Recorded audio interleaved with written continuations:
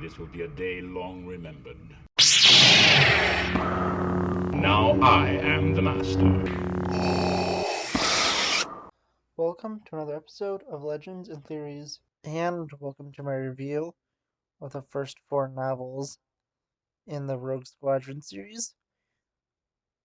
And just as a side note, I will not be looking at the 5th through 9th novels in it, because I was just listening to the audiobooks of it, and there's no unabridged audiobooks of books 5 to 9, but I will have a review of the 10th book soon. I am going through Legends in chronological order of the audiobooks I have, and I'm getting close to the end of the Thrawn trilogy, and there's still a lot more to go through before I get to the 10th one, but I'm looking forward to it.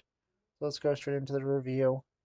And honestly, these novels were really good. I think that they were all interesting and had a great story to tell, and I'm glad that they did tell a complete story that, while it did have some stuff to continue on, it did feel like, at least with the finish of the Bacta War, that you finished a sort of like many part of the series. And although I do know there's more stories with Rogue Squadron in terms of not only novels but also with comics, I do want to see a continuation of this, and also will be looking at the comics since I got most of the collected editions of the New Republic stories and of the comic ones, and the main ones I'm going to get is Dark Empire and Thrawn trilogy, since I do have the most of the Dark Empire comics. There's a few of the ones that aren't in there, and the Thrawn trilogy one's just way too expensive. And I do have the audiobooks and physical books, so I'm not getting those for at least a little bit. And going back to the series, the characters are interesting. You have a lot of different ones, with the Rogue Squadron being a pretty diverse group of humans and aliens, and obviously the main character is Wedge Antilles, and I'd say the second main one is Corran Horn, and then it goes to really different pilots. One of the minor problems with it is, at least for these first 4, a lot of characters don't stay dead, and a lot of people that were presumed dead were brought back, and I think they do it to a few more characters from what I saw with at least some of the titles and stuff with other books.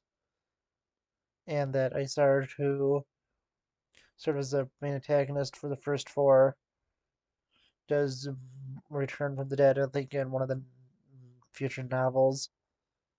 But I think is probably also killed in that one. And the story here is really well done, besides that, which is my biggest complaint. But all the characters are pretty interesting. And one of the other complaints I had, I think that the spy was extremely obvious. And I don't remember the names of everyone specifically. I do remember a few of the bigger names, since they have been in other Star Wars projects, so I'm able to remember it. But I knew that the pilot from Alderaan wasn't going to be the spy. It just felt way too obvious. And plus, the context clues started to make it really clear going on that they were just framing him in the 3rd novel, but going to figure out who it was. I think it obviously just had to be a person with a connection to the Bacta plants, and I think it just had to be her because it just felt like of everyone, she was the most likely to be a spy and have something to gain from spying for the Empire. And when it turned out to be true, I really wasn't surprised, and I just kind of knew it the entire time.